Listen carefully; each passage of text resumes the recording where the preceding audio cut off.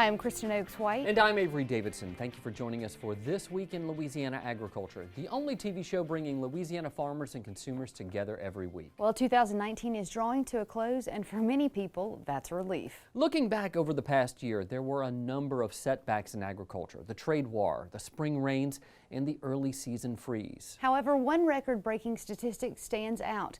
The Mississippi River, the lifeline for most of the ag products in the country, was at or above flood stage in Louisiana for the longest duration in recorded history. Across the whole of the river basin, crop and property loss is more than $12.5 billion. At the height of the flooding, TWILA's Neil Melancon went to Morgan City to see how these high river stages threatened cities and fields in South Louisiana. Despite all the water this year, it could have been much worse. Before you get to Morgan City, you get the first sight of the amount of water around here.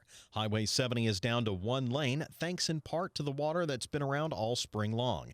It's a low point in the highway, but in town, you can see it's also surrounded by water.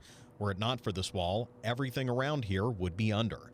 Thaddeus Escort brought his family to take a look. He says it's the highest he's seen since the Morganza spillway opened up for the first time in 1973. A barge has already been sunk in Bayou Chene ahead of the potential opening of the spillway to prevent more backwater flooding in parts east of Morgan City. The town also has gotten a couple of lucky breaks. First, the Morganza spillway opening has been delayed until at least June 9th.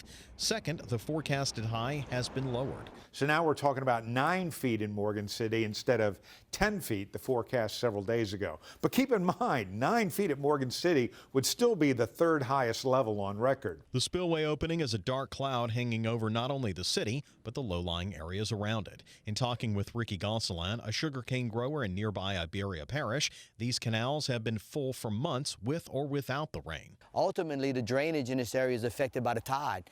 Whatever rain event we have, the tide has to work with us to get the water off our crops. And with significant amount of high tides during significant amount of weather events, we have a problem with drainage. From the ground, his place looks like any other cane field. From the air, though, you can see how close the brackish water is. This is the port of Iberia that connects directly to the Gulf. The threat of high water is a reality Gosselin has already seen.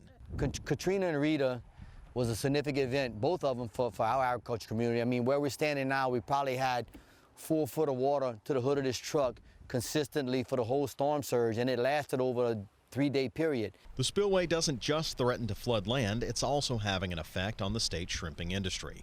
Louisiana shrimpers are having to go out further and further to find them, sometimes as much as 100 miles offshore. With the Bonacary open into Lake Pontchartrain, crabbing is down to as little as 10% of what's normal. All of these industries are holding on to a glimmer of hope that they won't have to open the Morganza, which Grimes says is a possibility. The pushback on the opening date has been because the big crest that they're expecting just hasn't arrived. And that's why I think we could see another delay, because it's still slow to rise. For now, the spillway remains closed, but the people who grow our food and fiber are under constant threat of it opening. As this washes down to the grocery stores, it might just start affecting us all. Many farmers could not get into the fields at all due to the flooding. You might remember Luke Says, who farms in Larto, had more than 2,000 acres that went unplanted in 2019.